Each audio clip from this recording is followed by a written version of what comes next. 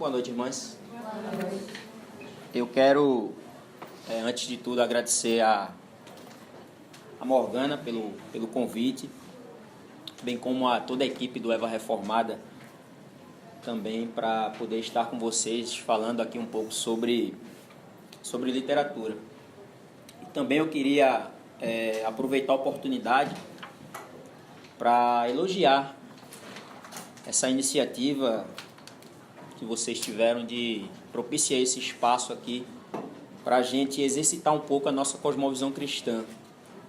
Muitas vezes nós pensamos que o exercício da cosmovisão cristã ele se dá apenas intramuros, né, dentro da igreja, ou falando sobre teologia, pausa para babar na gravata, teologia, quando chega a literatura, cochila, né? Ou qualquer outro tema que não envolva necessariamente teologia, muitas vezes nós nos esquivamos, fugimos, né? Mas essa aqui é uma grande oportunidade para nós, de fato, exercitarmos, né, a nossa cosmovisão cristã.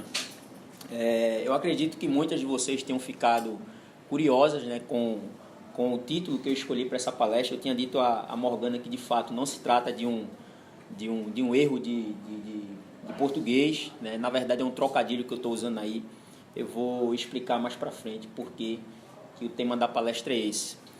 Como ela falou aqui, teve gente também que perguntou para ela se tratava de um livro apócrifo. Eu digo, de uma certa maneira se trata, né? Esse livro foi achado nas cavernas da Estante Virtual, está aqui comigo. Eu vou tratar sobre ele logo mais com vocês.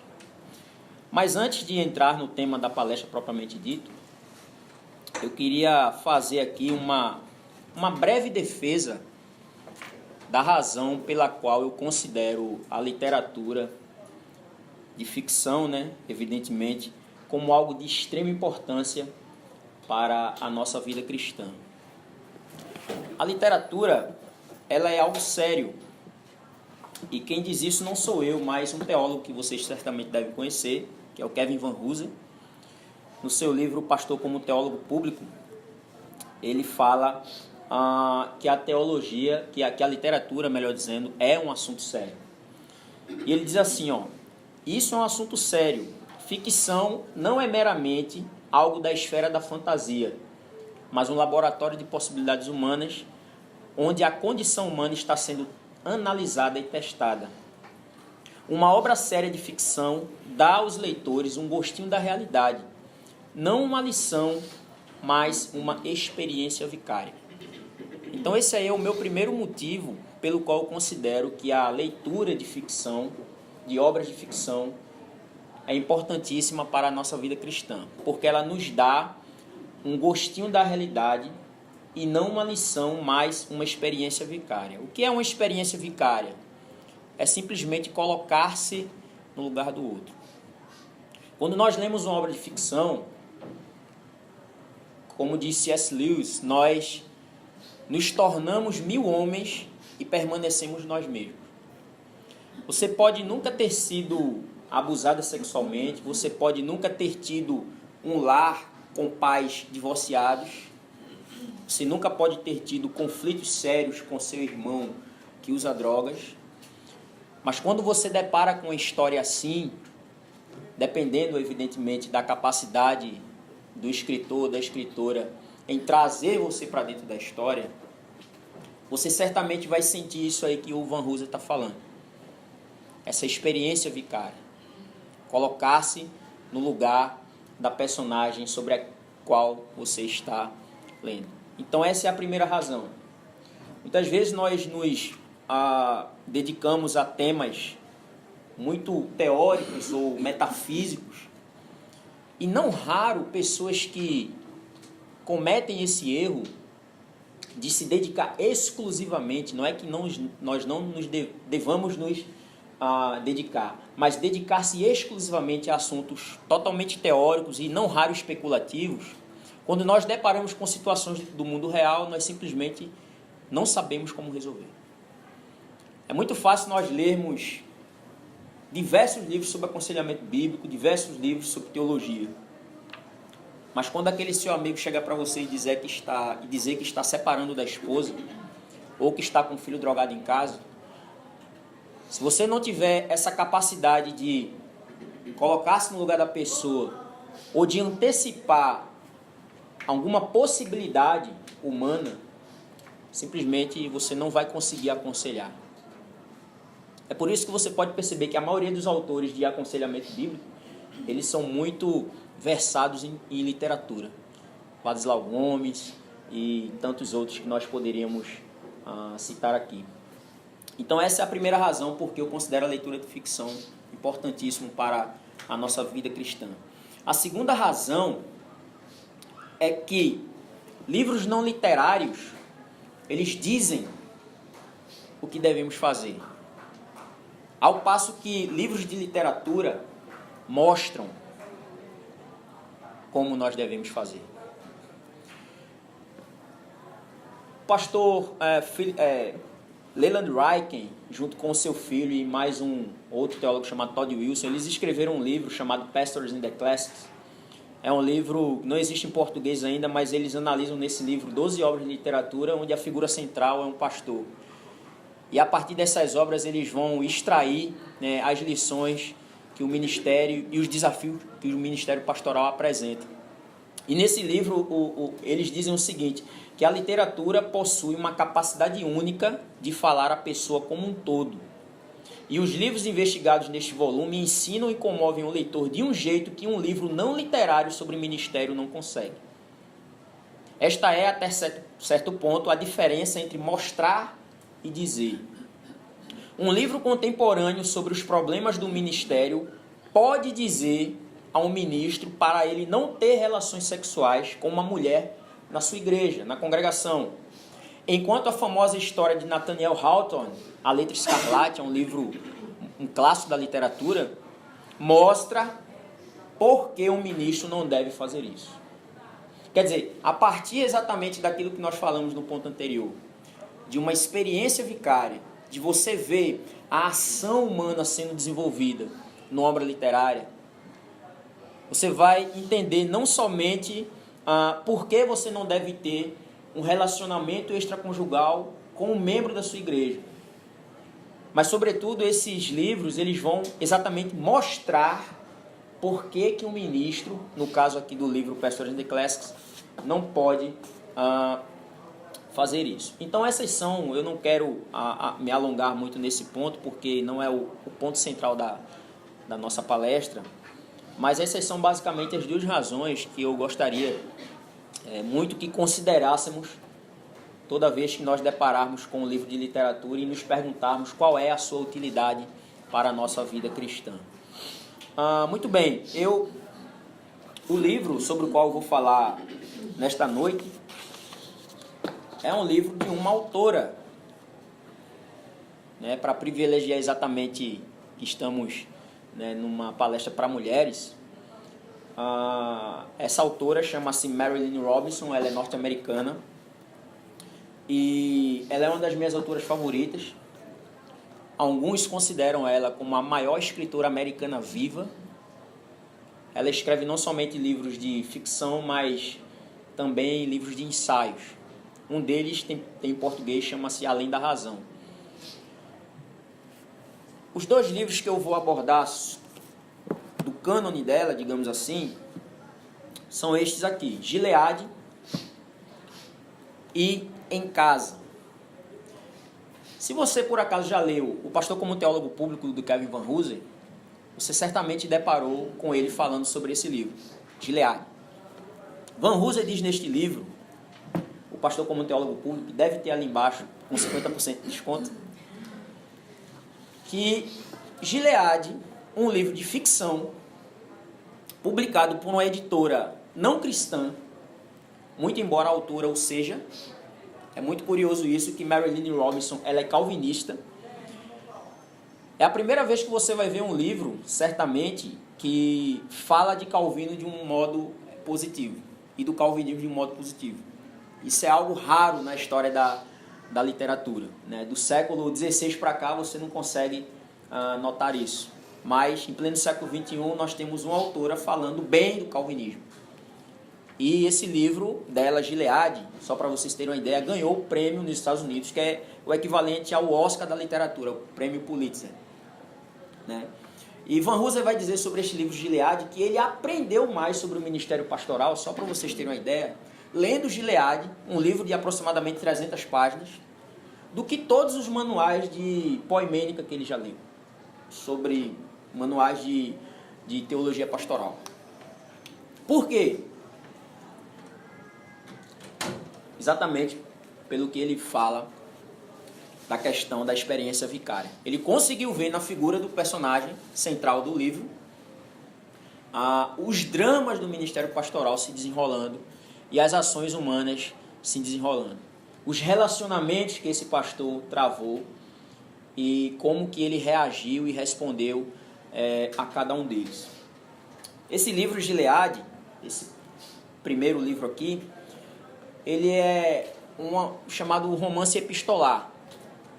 É uma carta que um pai, que é um pastor, chamado John Ames, ele é um pastor congregacional na década de 50, o livro é ambientado na década de 50, ele sente que o seu coração está falhando, ele está tendo problemas cardíacos, e ele resolve então escrever uma carta, uma longa carta, que resultou neste livro, para o seu filhinho, o filho dele, salvo engano, tem 11 anos aproximadamente, contando sobre os seus antepassados, oferecendo algumas meditações sobre a vida. É um livro realmente muito lindo, é um livro magnífico, onde ele vai oferecer esses conselhos ao filho dele, vai fazer diversas meditações teológicas.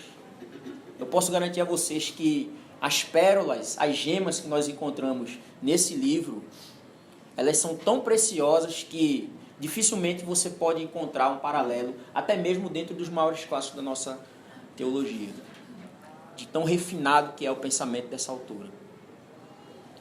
Só que no meio dessas suas reminiscências, dessas suas lembranças, esse pastor, ele encontra um antigo desafeto dele, que é exatamente o filho do melhor amigo dele, Robert Balton, que é um pastor presbiteriano, é o pastor presbiteriano de Gilead.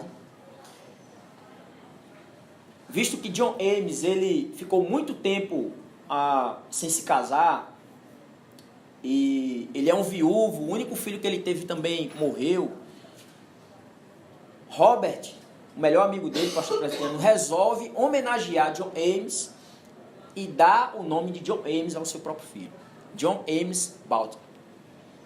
Só que esse John Ames Balton, ele é tão problemático que ele foge de casa na altura dos seus 23 anos aproximadamente, porque havia engravidado uma moça na sua cidade, e então ele foge da cidade. Ele é um delinquente desde criança. A gente vai falar bastante sobre a figura do John Ames Balton, que na verdade altera o seu próprio nome para Jack. Ele não gosta de ser chamado de John Ames, ele muda o nome dele para Jack.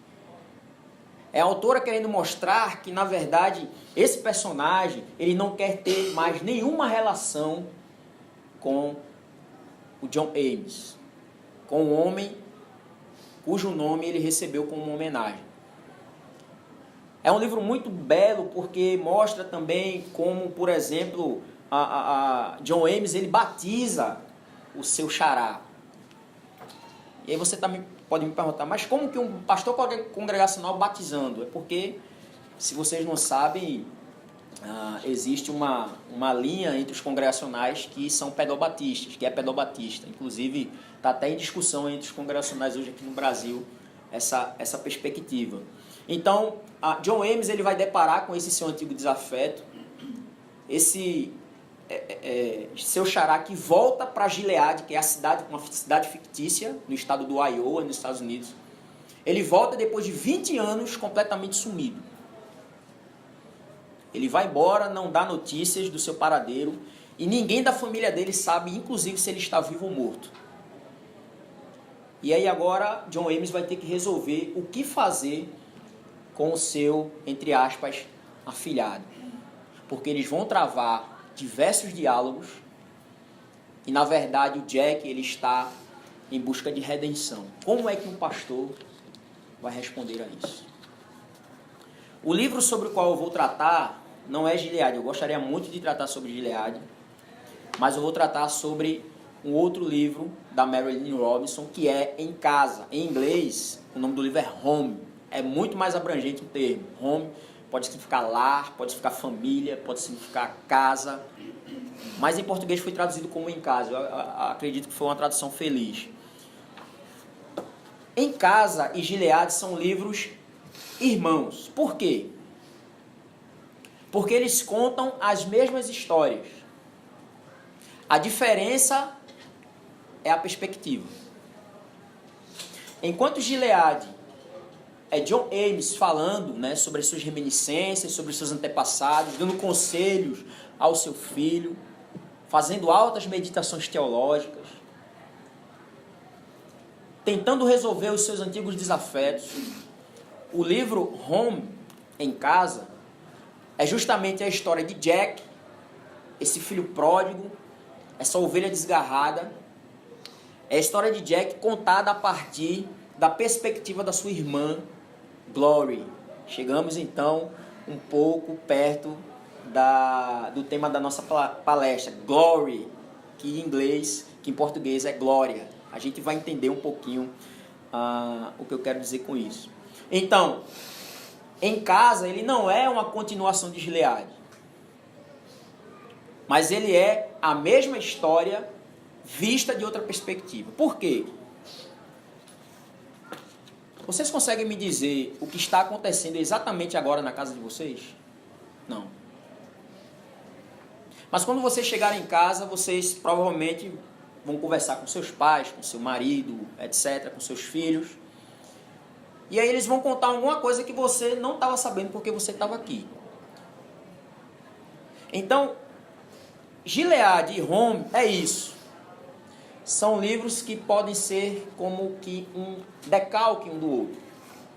Enquanto um drama está acontecendo na casa da família Baltan, entre Glory, Jack e seu pai Robert, que também já está muito velho, muito debilitado, já está perto da morte, John Ames está lá na sua casa, sem saber os detalhes da história que está se passando, do drama que está se passando lá. E em muitos pontos o livro ele vai contar exatamente a mesma história, como por exemplo o episódio em que eles marcam um almoço e está todo mundo reunido. E esses livros na verdade, ele já nos ensina algo muito interessante, que é a questão de nós olharmos as coisas a partir de outra perspectiva. Nem sempre nós conseguimos ter uma visão ampla de determinada situação, porque a perspectiva que nós estamos olhando, ela é unilateral. A partir do momento que você vai chocar com outra informação que você não tem, e é essa exatamente a magia desses dois livros, porque John ele tem uma perspectiva e Jack tem outra, e muitas vezes os dois não se entendem porque eles estão fechados em seu próprio mundo, eles estão falando mal um do outro, mas a gente que é leitor, a gente consegue ver, a gente vê de cima, e consegue ver exatamente onde está o problema e por que eles não estão conseguindo se acertar. Então esses livros, eles nos dão exatamente esse panorama, essa visão. Jack, que é a ovelha negra, ele vai embora de casa e agora ele está de volta 20 anos depois, por razões que a sua família não sabe. Só quem vai saber porque Jack voltou é quem leu Gileade, porque nesse livro aqui ele não revela. A família dele, prestem atenção, a família dele termina o livro sem saber porque Jack tinha voltado para Gileade. Quem é que vai saber disso? O pastor John Ames. Porque lá pelo final Jack ele vai abrir o coração e vai contar a John Ames por que ele voltou a Gileade. É uma coisa linda, é uma coisa realmente fantástica. Então, eu queria, assim, tentar introduzir vocês eu fiquei pensando em diversas maneiras de como fazer um resumo desse livro. E a única forma que eu encontrei assim de tentar envolver vocês na história é colocar vocês dentro dela. Então, imagine que você seja uma professora de literatura e língua portuguesa. Aos 38 anos, você teve que largar a sala de aula porque você se envolveu num relacionamento que não deu certo. Você simplesmente descobriu que o seu noivo era casado. Coloque-se no lugar da personagem. E agora você retorna para a sua cidade natal para cuidar do seu pai, que é aquele pastor presbiteriano aposentado, que já está velho e muito doente e possivelmente perto da morte. Você é a filha caçula de 8 filhos que seus pais tiveram. Todos os seus irmãos deram certo na vida, casaram, tiveram filhos, possuem emprego estável, exceto você e seu irmão 5 anos mais velho que você. Quem é esse irmão? Jack. Ele é a ovelha negra da família. Ele é um delinquente desde criança, ladrão, ex-presidiário e alcoólatra.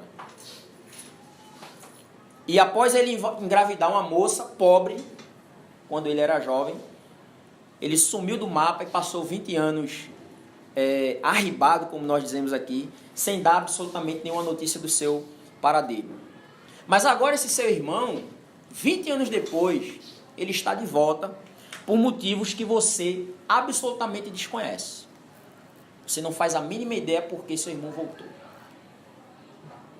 E mais, esse seu irmão, que é a ovelha desgarrada, que é o filho pródigo, ele é o filho favorito do seu pai. É o filho que o seu pai mais ama. E seu pai ansiava muito pelo retorno dele.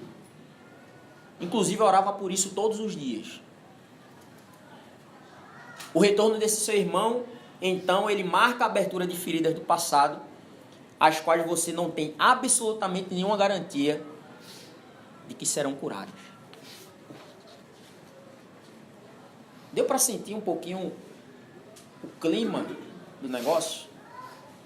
Deu para sentir um pouquinho o drama? Talvez aqui presente, alguma ou algumas de vocês tenham um drama parecido, ou pelo menos conheçam pessoas que passam por um drama parecido. Então, nós iremos aqui explorar um pouquinho algumas coisas que esses livros da Marilynne Robinson têm a nos ensinar. Eu falava para a Morgana, antes de começar essa palestra, que os temas que esse livro aborda são tão amplos e, na verdade, eu poderia muito bem trazer também pontos que interessam ao público masculino, mas como se trata de uma palestra específica para o público feminino, eu tentei pensar, selecionar algumas passagens em alguns dramas específicos do universo das mulheres. Então, nós iremos tentar fazer isso. O meu primeiro ponto aqui, eu queria explorar... Na verdade, eu queria explorar 4 pontos com vocês. O primeiro é o significado do lar.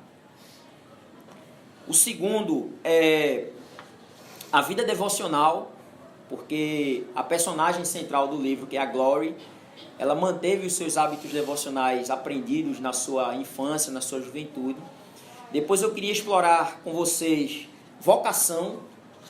Nós falamos aqui há pouco que Glory, ela teve uma vida frustrada porque todos os seus irmãos deram certo, menos ela e o seu irmão, que era o filho pródigo. E aí ela se vê nesse dilema, vocacional. E por último, eu gostaria de fechar a nossa palestra falando sobre a redenção, mostrando exatamente como Glory foi transformada de glória em glória durante a sua convivência com o seu irmão desgarrado. Muito bem. O significado de lar, então.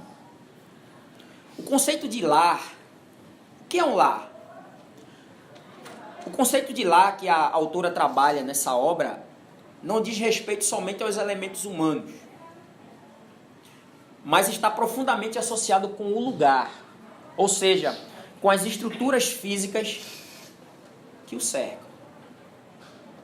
Então, por exemplo, nós temos ao longo do livro inúmeras descrições que a autora faz, por exemplo, da casa da família Balton.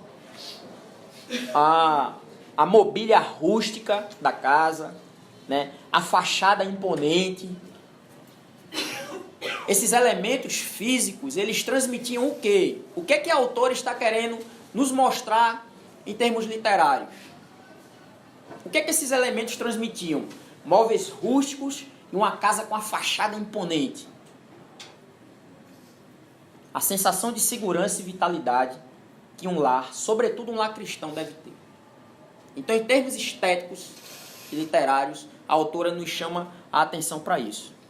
E nas palavras dela, a casa de Robert Balton personificava o caráter abençoado da sua vida. Principalmente depois da morte da mãe deles, ele falava daquela casa, olha só, como se fosse uma velha esposa, bela por cada conforto que havia oferecido, cada graça durante todos os anos. Há uma observação que a autora faz de uma árvore imensa que existia na frente da casa, um carvalho, e essa observação, na verdade, ela tem um toque sacramental. Uma das características que a Marilynne Robinson tem, fundamentais na sua prosa, é de elevar o ordinário ao divino.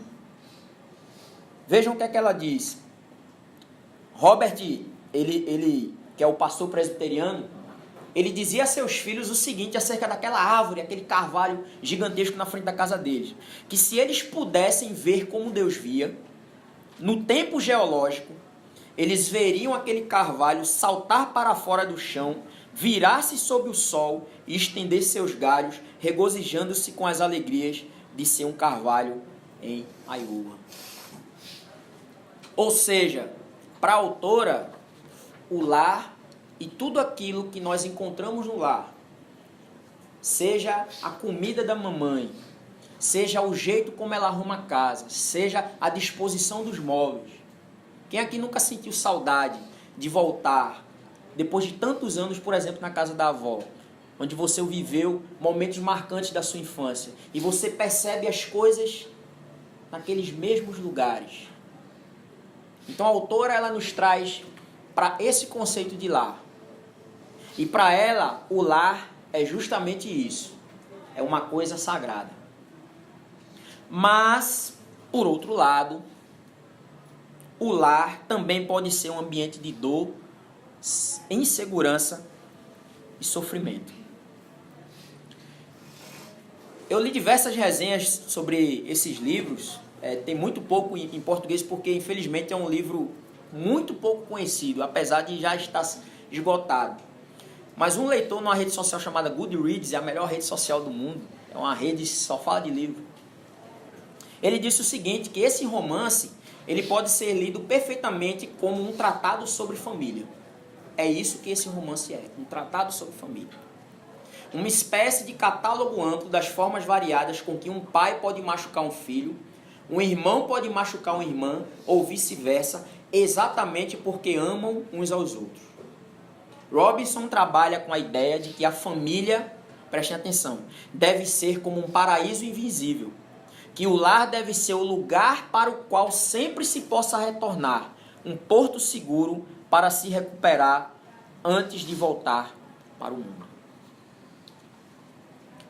Será que ao retornar para o lar depois de 20 anos, depois de ter causado tanto estrago, tanta dor, tanta decepção, será que Jack, o irmão de Glory, ele poderia dizer que um lar é um lugar para o qual sempre se possa retornar, um porto seguro para se recuperar antes de voltar para o mundo?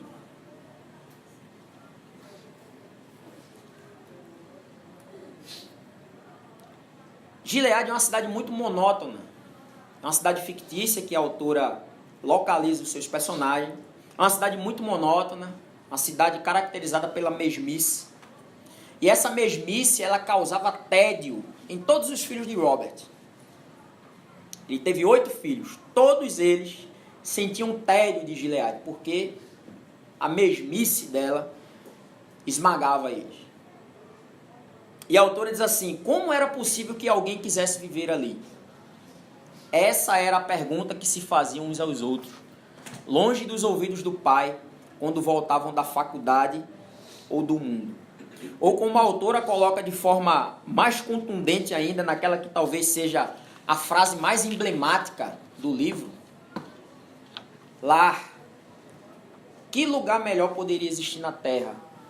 E por que parecia a todos eles um exílio? No entanto, apesar de todos eles sentirem-se exilados dentro do próprio lar, dentro da própria casa, em nenhum deles esse sentimento de inadequação, de inadaptação era tão forte quanto em quem? Deixa eu ver se vocês estão antenadas. Quanto em Jack. Parabéns. O desgarrado da família. Jack, a autora disse que ele era dócil, solitário quando podia, dócil quando estava com humor propício e uma preocupação para todos quando não estava à vista. E esse trecho aí que vocês estão vendo é um dos mais fortes do livro, que diz respeito exatamente a Jack. Eles sempre tinham sido tão cuidadosos com seu irmão, quase sempre temerosos em tocá-lo. Havia um distanciamento nele mais cabal do que a modéstia ou a reticência. Era feral e frágil. Havia imposto um decoro peculiar a todos eles, até mesmo a sua mãe. Vejam, Jack ele não tem intimidade nem com a sua mãe. Havia sempre um momento em que reconheciam isso. Nenhum abraço, nenhuma brincadeira agitada podia incluí-lo. Até mesmo seu pai dava tapinhas em seu ombro de modo hesitante, tímido, cuidadoso. Essa frase acabou comigo quando eu li. Por que uma criança devia defender sua solidão daquele jeito? Mas que as coisas fossem como ele queria, o pai deles dizia. Ou ele ia embora. Jack lhe sorria daquela distância. E o sorriso era severo e triste. E significava separação, mesmo quando estava com ele. Esse era Jack. Um homem totalmente desconectado da sua família. Num dado momento do livro, ele confessa a Glory que ele sempre quis entrar pelaquela porta como todos os outros, mas ele nunca conseguiu. A família, para Robert, é uma coisa poderosa, o pai dele, né, dizendo. E ele exatamente queria realçar esse caráter abençoado da família. Ele fala, o pastor Robert, né, ele fala que a família, você tem bênçãos concretas advindas do convívio familiar, etc. E tal. Só que esse poder, quando ele fala que a família é uma coisa poderosa, nem sempre significa bênção. Como Chesterton diz, as coisas que podem normalmente ser familiares, enquanto a familiaridade gera afeição, deveriam deixar de ser familiares quando a familiaridade gera desprezo. Jack era um sujeito, como nós vimos, completamente arredio. E é interessante ele confessando por que ele era assim. Ele diz que fazia isso porque isso fazia com que ele se sentisse protegido. E às vezes ele arranjava um probleminha, uma confusão, somente para ter certeza de que seu pai estava de olho nele. E algo mais interessante ainda é que ele disse que geralmente ele fugia para um lugar perto. Seu pai achava que ele estava lá a 50 quarteirões, mas ele geralmente estava mais perto do que seu pai pensava. Ele diz, nos lugares onde ele não procurava por mim. Eu vou explorar isso um pouco mais quando chegar na parte da redenção. A autora diz que Jack ele sempre foi um mistério para a família. Você conhece alguém assim? Aquela pessoa que não convive, não se entrosa, parece que é um estranho no ninho. Pronto, esse é Jack. Não somente Jack, mas muitos de nós. E embora Jack e Glory, durante a sua convivência, eles tenham chegado a um ponto em que estavam quase à vontade um com o outro, essa situação estava muito longe de ser habitual. Não era assim que as coisas funcionavam entre eles dois. Na cena em que Jack reencontra Glory, depois que ele volta para casa 20 anos depois, na cena em que ele encontra Glory em Gileade, quando ele entra em casa e trava um contato com a sua irmã depois de 20 anos, vejam como é que a autora coloca isso. Ele hesitou a dizer o nome dela, talvez porque não estivesse absolutamente certo de que irmã se tratava. Ele tinha 4 irmãs. Ele hesitou chamá-la de Glory porque não sabia se ela era Glory, ou se era Hope, ou se era Faith, que é o nome das mulheres, ou se era Grace. Eu vou depois falar sobre essa questão do nome dela. Talvez porque não estivesse absolutamente certo de que irmã se tratava, talvez porque não quisesse parecer familiar demais, talvez porque a familiaridade demandasse esforço. Quem disse que o lar é sempre um lugar de segurança? Quem disse que o lar é sempre um lugar de familiaridade, de boa convivência, de cumplicidade? Nem sempre. Por último, eu queria destacar dentro desse ponto do significado do lar, eu quero dizer para vocês que a minha palestra ela não vai durar tanto tempo quanto se imaginava, mas tempo suficiente para nós aprendermos alguma coisa com essa autora. E por último, não menos importante, eu queria destacar algo que muitas vezes nos passa despercebido nas relações humanas, que é a maneira como nós falamos, o tom, a modulação da nossa voz. Esse tom, essa modulação, a maneira como nós nos dirigimos às pessoas, pode significar 2 coisas: afeição ou desprezo, bênção ou maldição. E aqui eu quero mencionar uma personagem que aparece pouquíssimo, na verdade, em ambos os livros, que é a mãe de Jack. Ela aparece muito pouco, até porque quando a história é escrita ela já tinha morrido.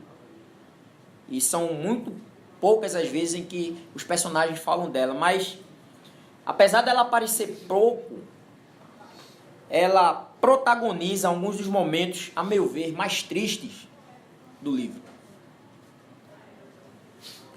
Por exemplo, sobre o amor que o seu marido devotava a Jack, sabe o que ela diz para ele? Para o seu marido? Você imagina que alguma felicidade vai resultar disso tudo, de toda essa espera e expectativa. Mas não vai. Uma mãe dizendo isso.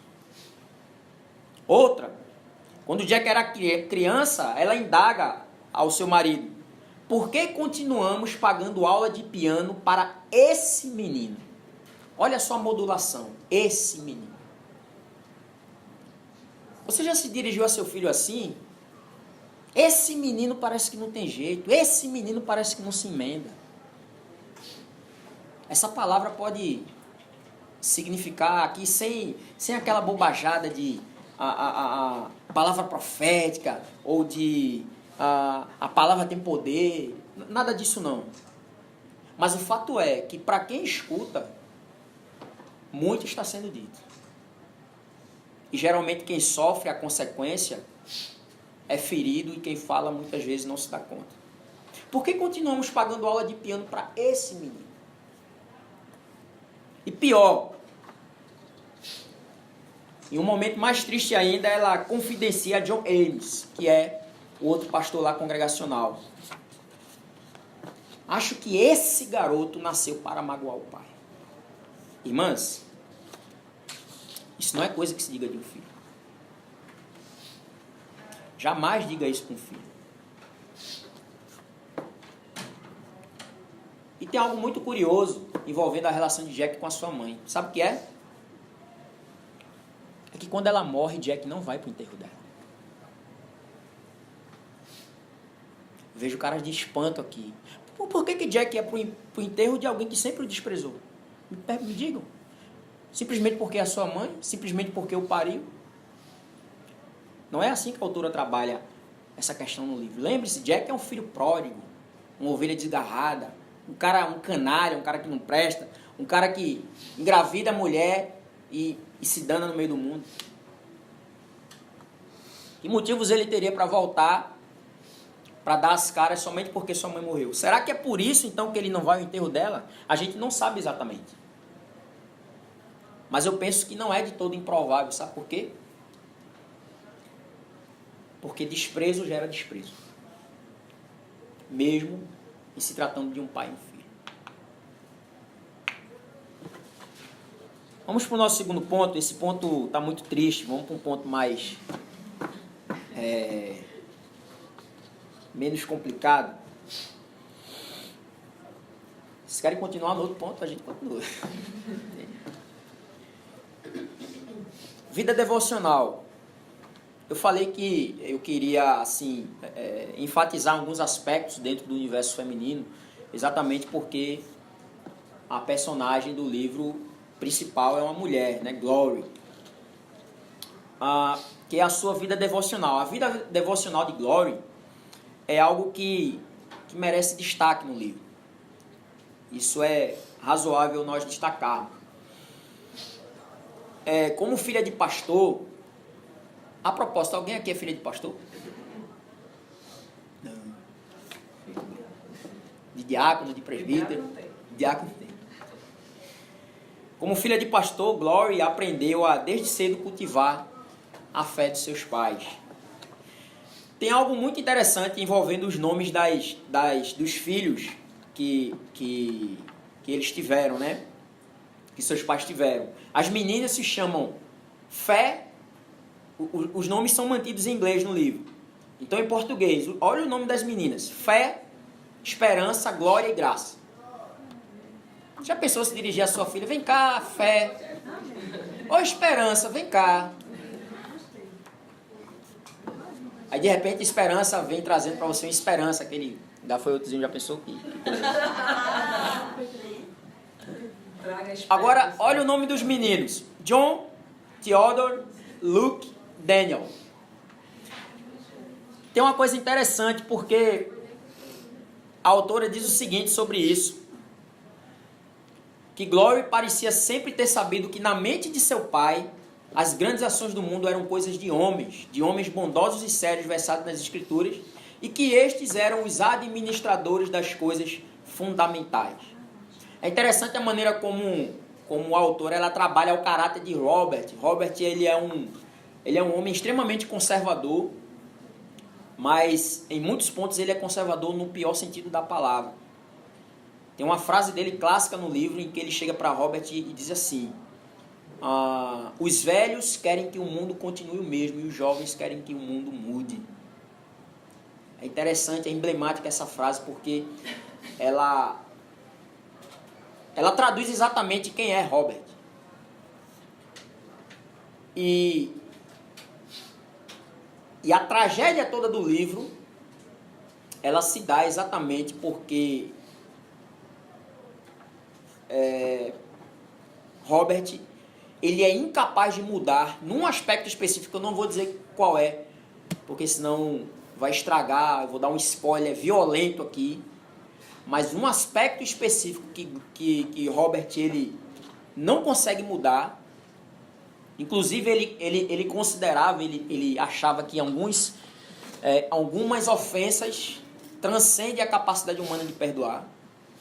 Num ponto específico, ele causa a grande tragédia, a meu ver, do livro. Mas eu não vou contar qual é, porque eu quero que vocês leiam e eu não vou dar um spoiler.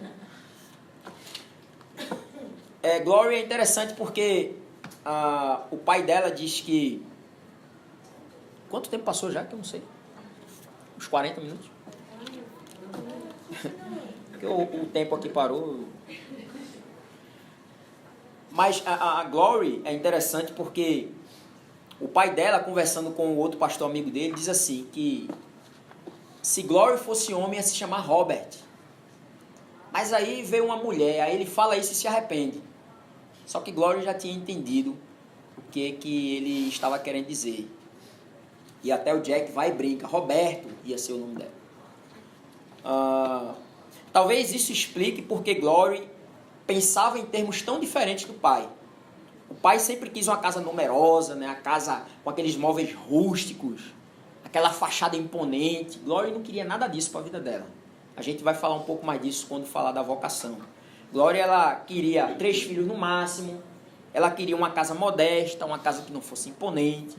Mas a gente sabe, eu já falei anteriormente, que esses planos dela foram por água abaixo, porque o noivo com que ela se relacionava, ela descobriu que ele era casado. E essa é uma das razões por que ela volta para casa para cuidar do pai. Apesar de todo o descompasso da vida adulta de Glory, ela manteve os hábitos devocionais aprendidos na sua juventude.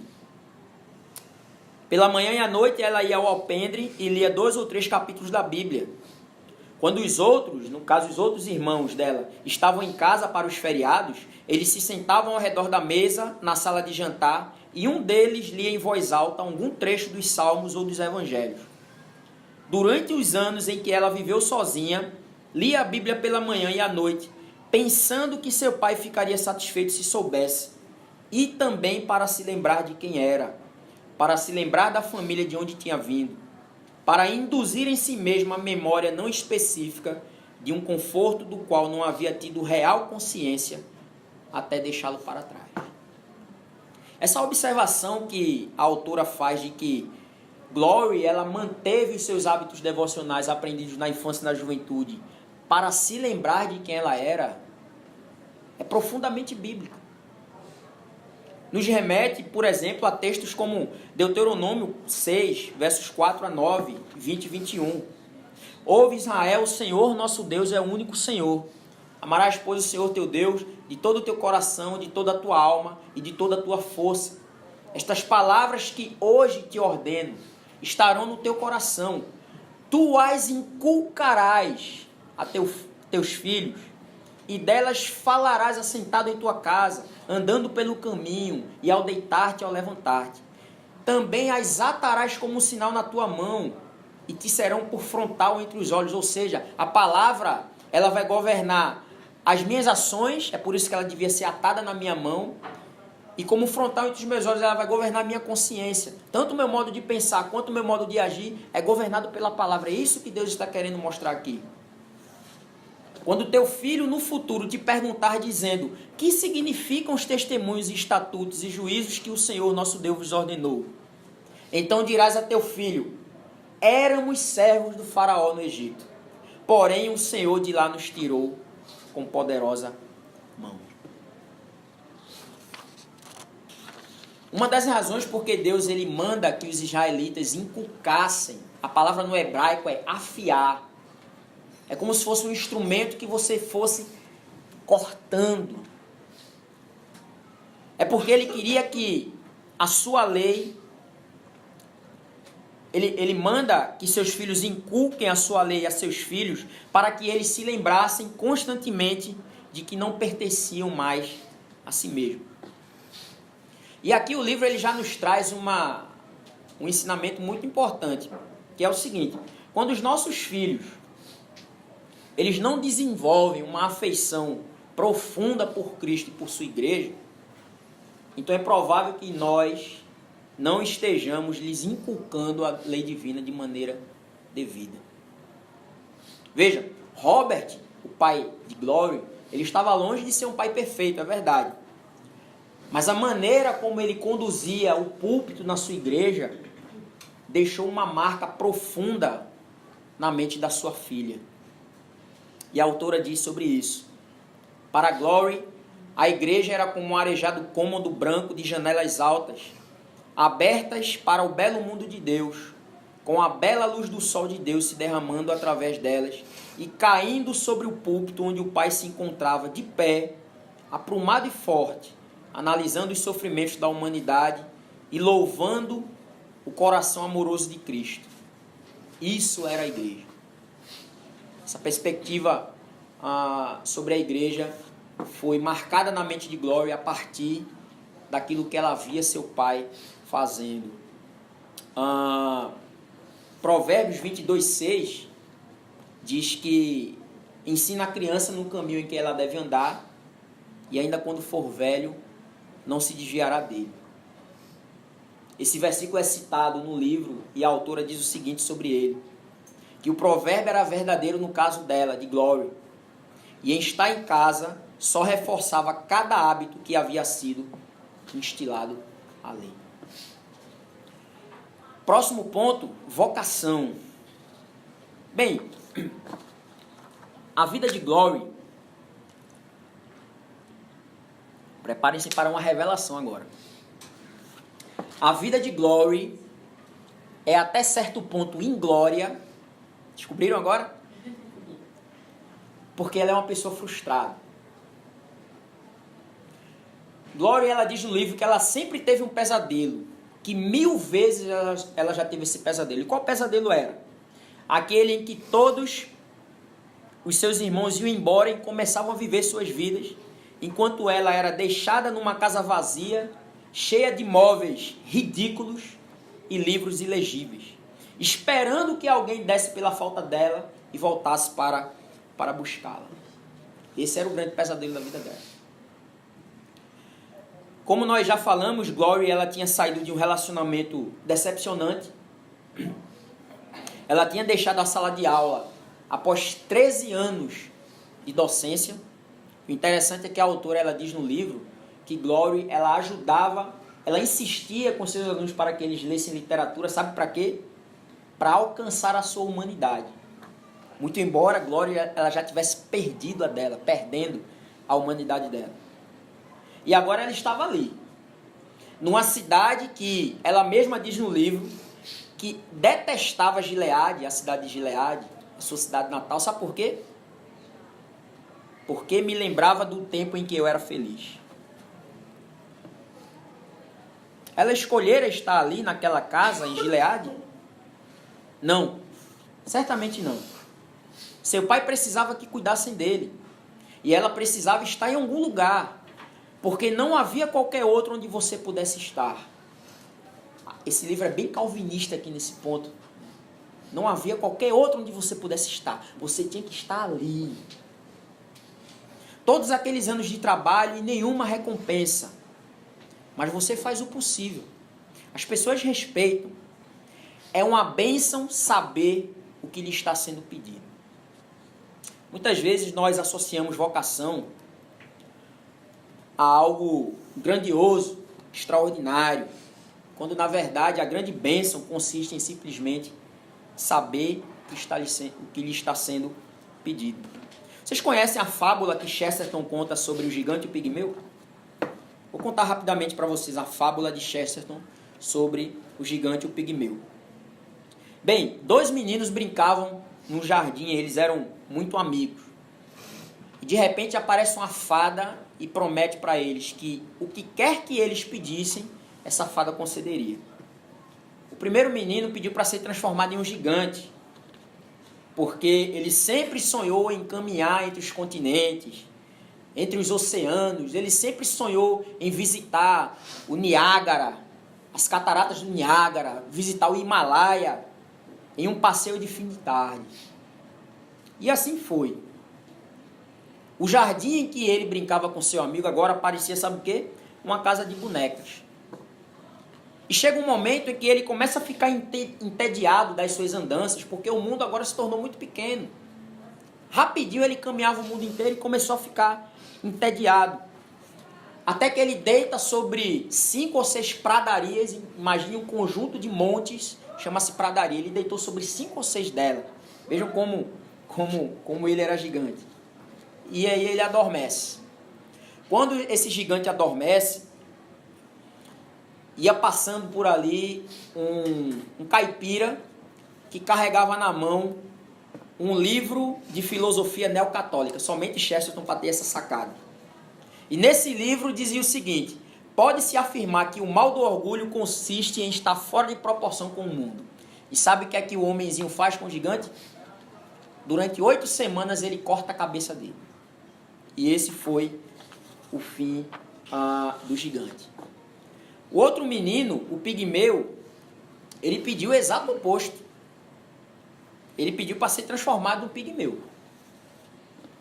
E o que é que acontece? Imediatamente o jardim lhe pareceu uma imensa planície coberta com uma alta floresta verde. A água que pingava da torneira do jardim lhe parecia agora uma cachoeira. Ele olhou para o horizonte e viu outra floresta, ainda mais alta e misteriosa. Partiu em suas aventuras através dela e até agora não chegou ao fim. E Chesterton conclui a história com uma daquelas suas sacadas arrebatadoras. Ele diz assim, que o mundo nunca sofrerá com a falta de maravilhas, mas apenas com a falta de capacidade de se maravilhar. Não que o desejo de Glory, na história aqui que nós estamos abordando, fosse de ser grande. Ela não tinha desejo de grandeza. Não era essa a sua grande, digamos, tentação existencial. Mas apenas que a situação em que ela se encontrava lhe obrigava, sabe o quê? A diminuir-se. É interessante como a autora ela mostra essa questão da necessidade de humilhação, sabe como? Com o simples fato de Glory ela ter que se abaixar para poder tirar o pai da cama. Ela precisa se diminuir. Ela precisa ser o pigmeu da história. Era esse o seu chamado. Era essa a sua vocação. Era para isso que ela tinha voltado para Gileade. E aí nós nos perguntamos, né? A gente fica com esse dilema. Para o que Deus está me chamando? E a gente geralmente pensa coisas muito grandes, né? Quando Deus simplesmente quer que você esteja ali, cuidando do seu pai enfermo e tratando com o seu irmão delinquente que volta para casa com a esperança de ser redimido. O último ponto que eu quero tratar é exatamente a redenção dos personagens. Eu deixei esse ponto por último porque ele é a combinação e ao mesmo tempo o clímax, o ponto culminante de todos os pontos anteriores.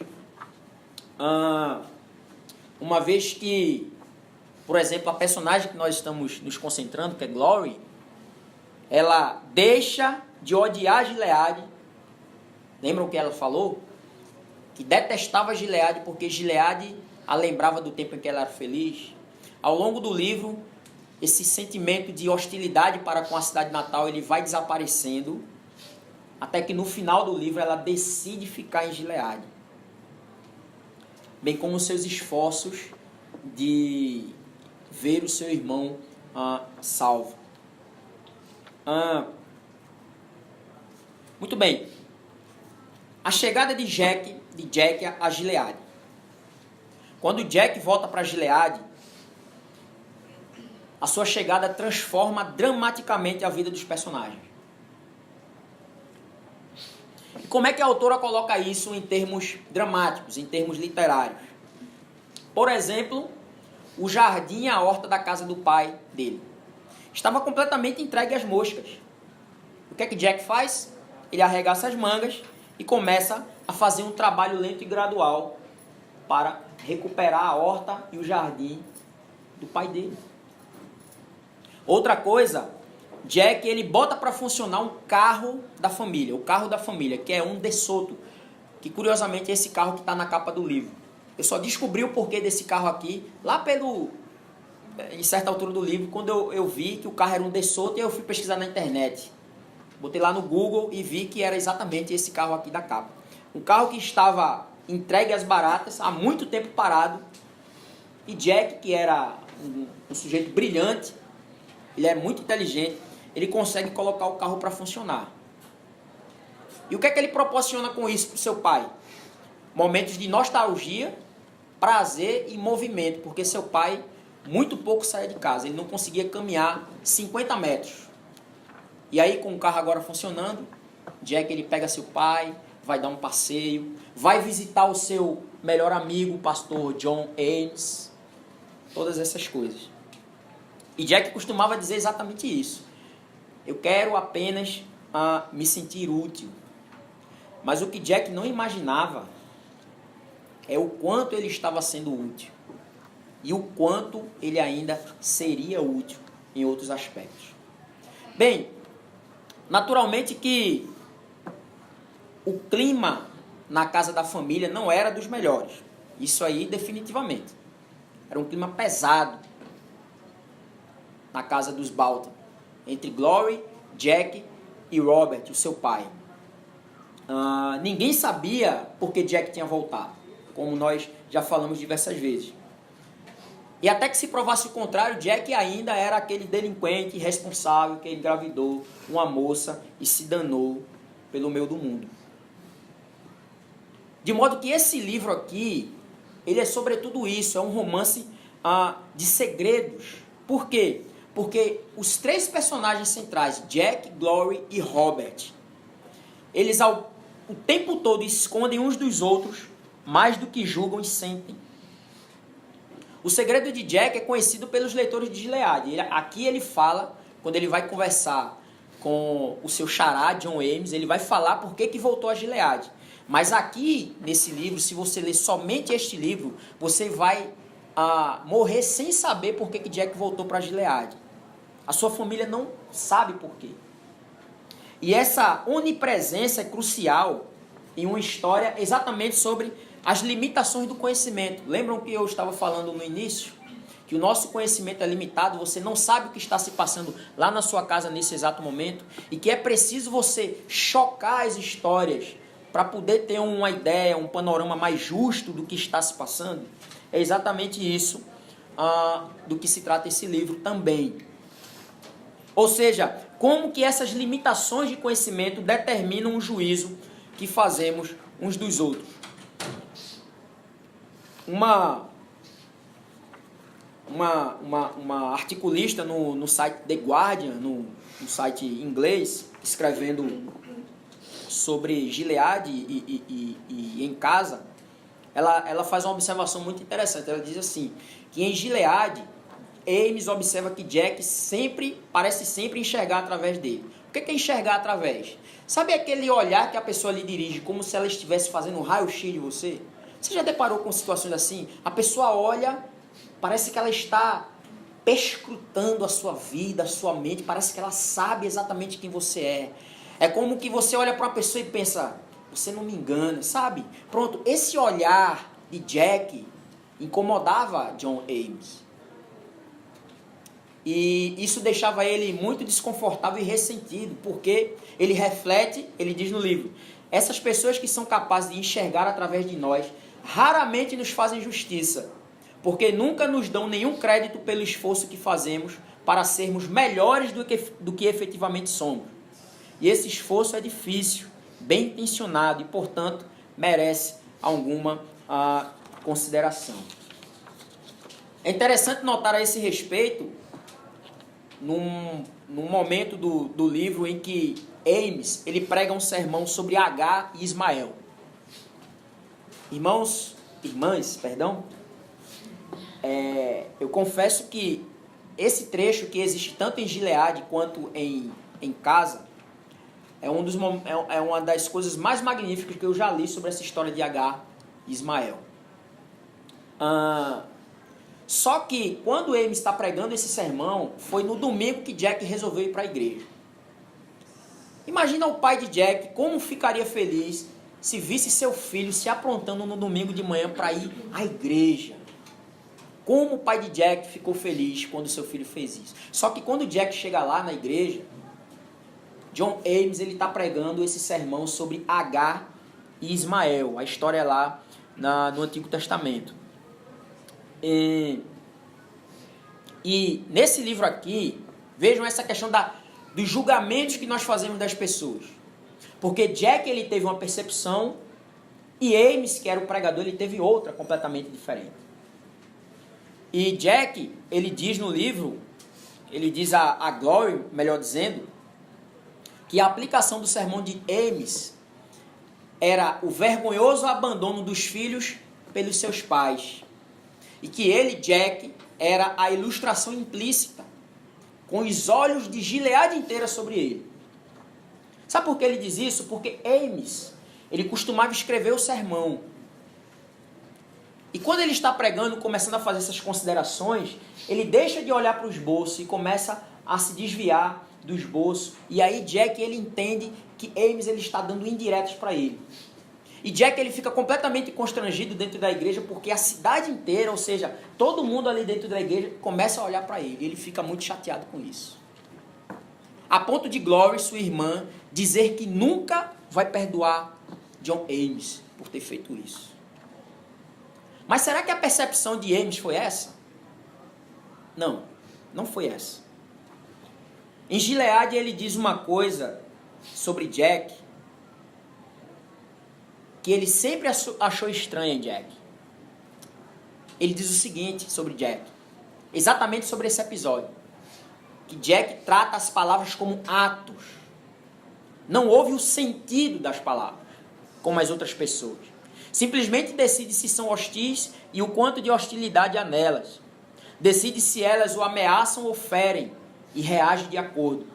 Se porventura vê crítica em algo que lhe digamos, é como se o tivéssemos agredido, como se lhe tivéssemos feito um talho na orelha. Era uma atitude consideravelmente egocêntrica de sua parte, achar que minhas palavras eram dirigidas só a ele. Mas felizmente, a história desses dois não termina aí. Afinal de contas, como diz o pai de Jack, quando você dá o nome de um homem ao seu filho, você espera de fato um pouco de ajuda de sua parte.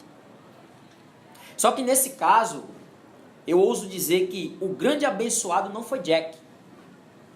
O grande abençoado, nesse caso, foi o reverendo Ames. Em Gileade, nesse livro aqui, John Ames, falando sobre a parábola do filho pródigo, ele oferece uma das percepções mais brilhantes, a meu ver, já ditas sobre essa parábola. Vejam o que John Ames diz sobre a parábola do filho pródigo. Jesus pôs o seu ouvinte no papel do pai, daquele que perdoa. Porque se fôssemos, por assim dizer, o devedor, e é claro que também o somos, não ficaria sugerida a existência de qualquer misericórdia em nós. E a graça é o grande dom. Ser perdoado, portanto, apenas metade desse dom. A outra metade é o fato de nós também podermos perdoar, restaurar, libertar, e por isso podermos sentir os desígnios de Deus atuando através de nós, o que significa a grande restauração de nós a nós mesmos. Eu confesso para vocês que antes de ler Gileade, eu nunca tinha ouvido ou pensado na parábola do filho pródigo nesses termos. Me colocar no lugar do pai e não no lugar do filho. De que a grande bênção que está em jogo ali não é a bênção de ser perdoado, é uma bênção também de ser perdoado, certamente. Mas o que está em jogo ali é a bênção de perdoar. É por isso que eu digo que John Ames, ele foi o grande abençoado nessa história. Porque no final de Gileade, a autora, ela nos surpreende com uma das cenas mais tocantes do livro. Que é quando Jack é abençoado por John Ames. John Ames, ele profere a sua bênção nos termos lá de Números 6, 24 e 25. O Senhor faça resplandecer o rosto sobre ti e tenha misericórdia de ti. O Senhor sobre ti levante o rosto e te dê a paz. Ames confessa que quando ele abençoa Jack dessa maneira, eu não vou dizer para vocês em que circunstância ele abençoa Jack, porque eu estaria dando um spoiler aqui. Vocês querem que eu diga, é? Então eu vou dizer. Tu falasse que o livro não está mais à venda. Na estante virtual você encontra. Esse aqui, os dois você encontra. Não, diz não. Não querem que eu diga? É para ler o livro. Tem como comprar o livro? Tem. Não. Se minha biblioteca pegasse fogo, eu corria para salvar esses dois. Então a hipótese de sortear, ou de dar, ou de vender. Bem, há uma circunstância que acontece pela qual Jack é abençoado por John Ames. Ou melhor dizendo, John Ames abençoa Jack. Que é quando Jack... Eu vou falar sobre isso mais na frente. Sobre esse momento, John Ames, ele diz que nada poderia ser mais bonito do que isso, ou decerto, nada poderia expressar melhor os meus sentimentos. Mas não somente isso, vejam, essa frase para mim, ela é chave no livro de Gileade. John Ames, ele confessa que, na realidade, ele tinha ido para o seminário, sido ordenado e vivido todos esses anos como uma preparação para este exato momento. Vejam, a vida toda dele é resumida no momento em que ele perdoa Jack. Coisa fabulosa. Uma coisa extraordinária. Emocionante. Eu fico até que me conter aqui. O escritor francês Georges Bernanos, no livro Diário de um Pároco de Aldeia, ele diz que, na boca do seu personagem principal, que a única desgraça irreparável é encontrar-se um dia sem arrependimento diante da face que perdoa. No caso aqui de Ames, a sua desgraça seria encontrar-se indisposto ao perdão diante da face que se arrepende. Ainda bem que ele escolheu o caminho certo. Tomar um fôlego aqui. Bem, uma das razões porque Jack, ele é um dos anti-heróis mais fascinantes da história da literatura. Você sabe o que é um anti-herói? É aquele cara que só faz besteira, que não presta, que é um canalha, mas você não consegue odiar o cara. Tem gente assim? O cara não presta, você não vale nada, mas eu gosto de você. Não tem essa coisa? Pronto, esse é Jack. Você se envolve emocionalmente com ele. Eu não consegui odiar Jack. E sabe por quê? Porque uma das características mais marcantes dele é a sua franqueza. Por mais abomináveis que fossem as coisas que ele fez e faz, essa característica cativa o leitor. A própria Glory, em determinado momento do livro, ela se sentia, diz a autora, se sentia desapontada por não conseguir ficar com raiva dele. Ora, se a irmã dele, que está sentindo um drama na pele, não conseguiu ficar com raiva dele, imagina a gente. Os segredos de Jack, ele tinha muitos segredos, não impediam de ser franco com as pessoas. Então, a consciência de sua miserabilidade é algo sempre presente no livro. Você vai ver a todo instante Jack, ele se confessando que é a pior pessoa do mundo, o principal dos pecadores. Ele diz, eu sou um canalha. Pode o escocês, ele está fazendo um trocadilho aqui, pode o escocês mudar a sua pele, um trocadilho com o texto da escritura, né? Pode o leopardo mudar a sua pele, pode o escocês mudar a sua pele. Ou então, a perdição é a única coisa que sempre fez sentido para mim. Esses recortes, esses trechos, demonstram bem o quão consciente estava Jack da sua pecaminosidade.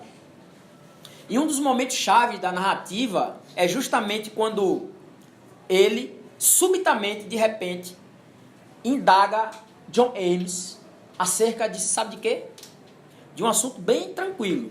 Deixa eu até tomar uma água aqui.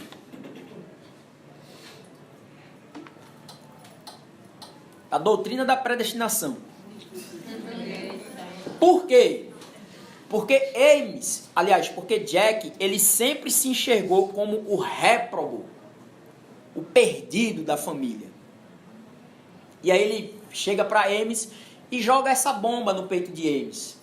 O senhor acha que algumas pessoas estão fadadas de modo irreversível à perdição? Há um momento no livro, inclusive, em que Jack ele se compara a Judas Iscariotes. E aí, reverendo, será que há salvação para pessoas como eu? Era isso, no fundo, que ele queria saber.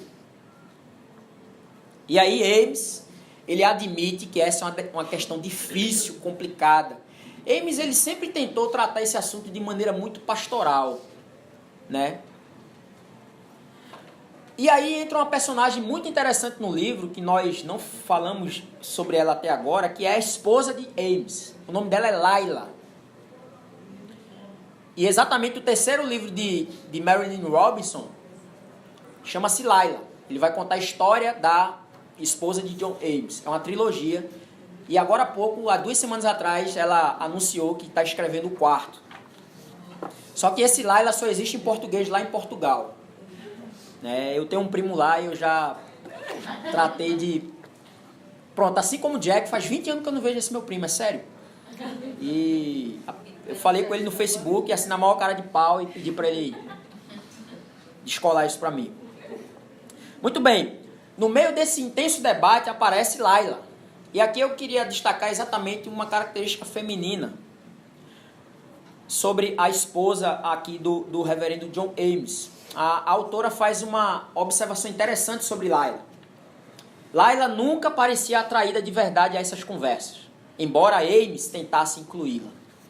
Ela parecia mais interessada no fato de as pessoas falarem sobre esses assuntos do que em qualquer coisa que pudessem falar, e observava as correntes de emoção passando entre eles, alerta quando os ânimos se exaltavam e alegre quando eles riam. Essa é Laila. E aí, sabe o que é que Laila ela se intromete para dizer no meio da conversa? Que as pessoas podem mudar. Tudo pode mudar. Ela fala isso exatamente no momento em que Ames começa a ficar irritado com os questionamentos cada vez mais ousados de Jack. Porque Jack era um homem brilhante, ele tinha um pensamento muito agudo. E aí Laila pergunta, e quanto a ser salvo? A autora diz que ela falou isso, eu até imagino a cena, com a voz baixa, corou muito, olhando para as mãos entrelaçadas em seu colo. Um gesto de pura timidez.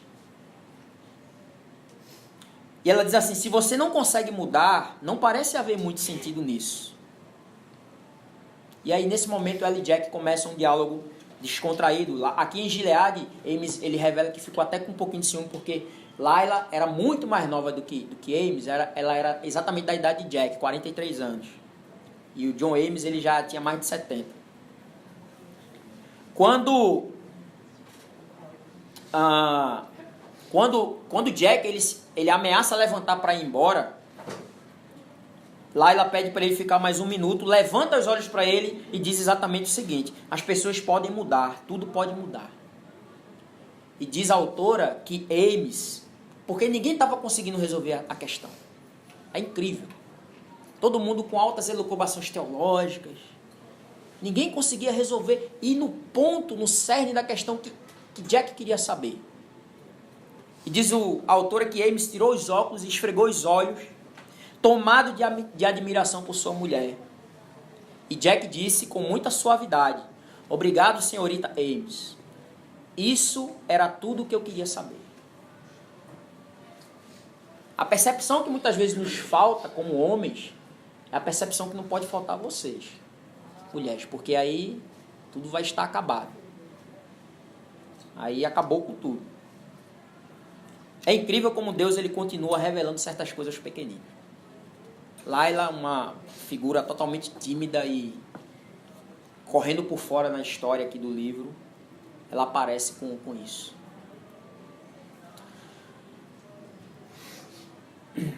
As únicas orações de Robert era para que Jack viesse e para que Jack ficasse. Robert, seu pai, sonhava com isso todos os dias. E a autora diz que ele nutria uma ternura incansável por ele. Afinal de contas, Jack era o seu filho mais amado. O filho em quem ele depositou toda a sua afeição.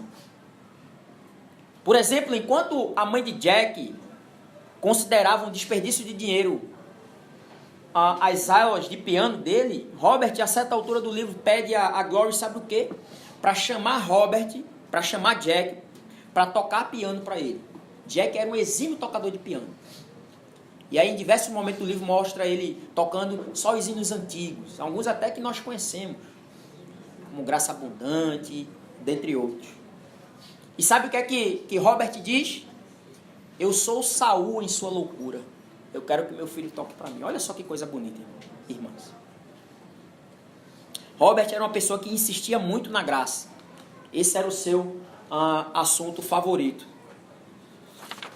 A autora diz que quando Robert estava no púlpito, por exemplo, Ele subia no púlpito sem saber se Jack tinha ido para o culto quando eles eram crianças. E aí ele subia no púlpito para pregar e ficava procurando os filhos dele, olhando, procurando por Jack. E os filhos dele sabiam que Jack estava presente quando viu o sorriso largo no rosto do pai. E a autora diz que não importa qual fosse o texto, o assunto dele seria a graça. Porque ele viu o filho pródigo ali dentro da igreja. É incrível isso. Quando Jack diz a certa altura do livro que merece ser repreendido, Robert diz o seguinte: você devia deixar o Senhor decidir o que você merece.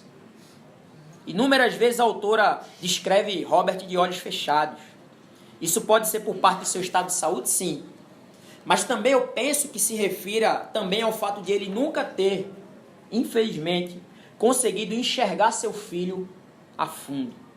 Sabe quem é que enxergava Jack a fundo?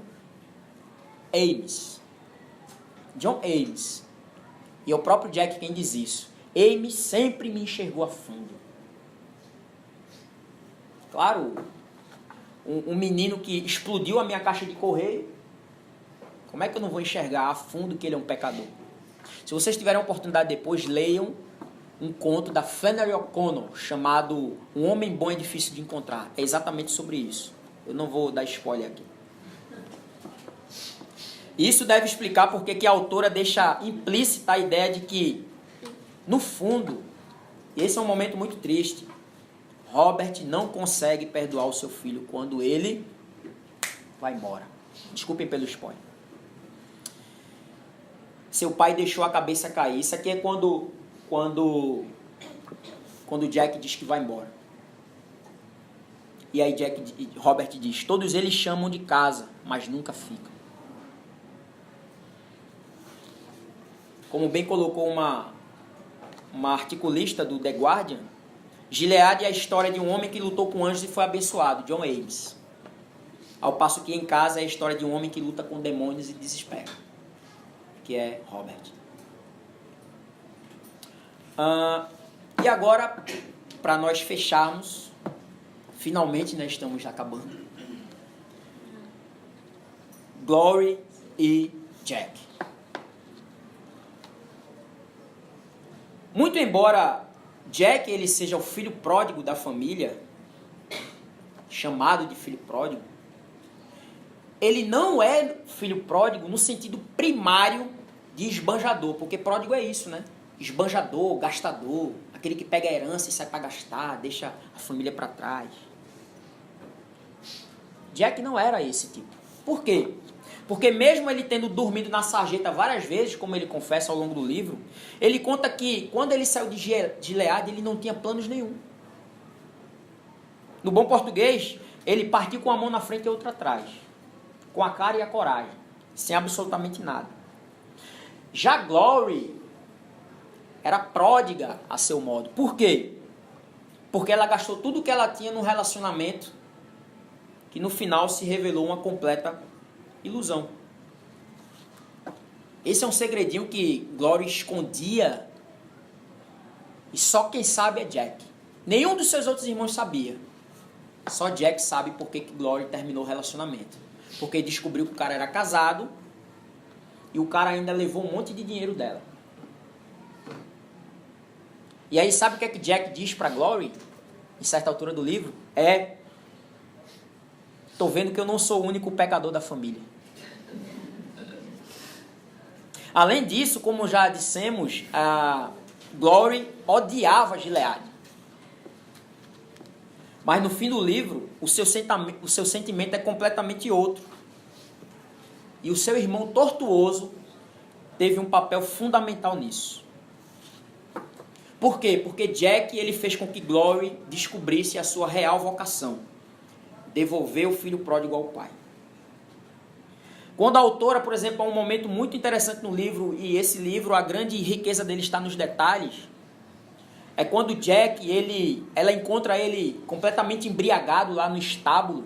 Fazia tempo que ele não se embriagava e ele tem um porre, digamos assim, uma grande decepção. E aí eu não vou contar porque é spoiler. E Glory encontra o seu irmão naquele estado deplorável.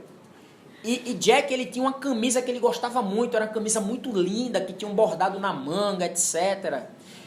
E Jack, ele coloca a camisa enfiada no cano de escape do carro. E aí Glory vê aquilo tudo, fica desesperada, vai dar um banho no irmão. Vejam, o distanciamento deles era tão grande que numa cena em que Glory vai cortar o cabelo de Jack, a autora pergunta o seguinte: será que ela já havia tocado no seu rosto antes? E agora ela estava ali prestes a dar um banho no seu irmão. E aí ela pega a camisa dele toda suja, de graxa, e ela insiste em tirar a sua mancha.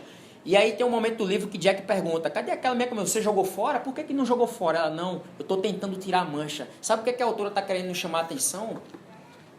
A insistência de Jack em ver o seu irmão limpo dos seus pecados. Essa que é a ideia por trás dessa insistência dela de lavar a camisa de Jack.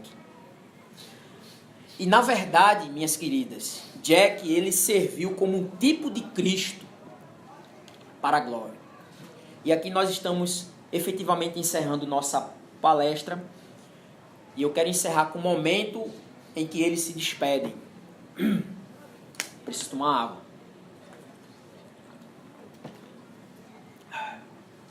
Glory foi até o alpendre observá-lo, se afastando pela estrada.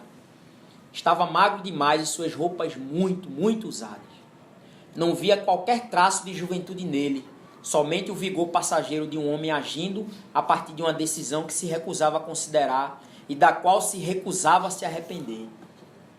Não, talvez não houvesse algum resquício da velha pose.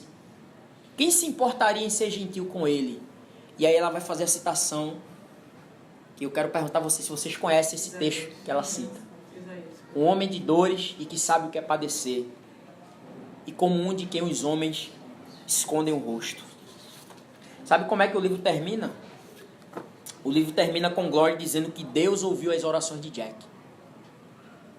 E que o Senhor é maravilhoso. Com efeito, como diz a autora em certa parte do livro, Deus é fiel. Ele nos deixa vagar para que saibamos o que significa voltar para casa. Como diz Paulo, e todos nós com o rosto desvendado, contemplando como por espelho a glória do Senhor, somos transformados, agora sim, de glória em glória, na sua própria imagem, como pelo Senhor, o Espírito. Quero agradecer a atenção e a paciência de vocês. Que Deus as abençoe.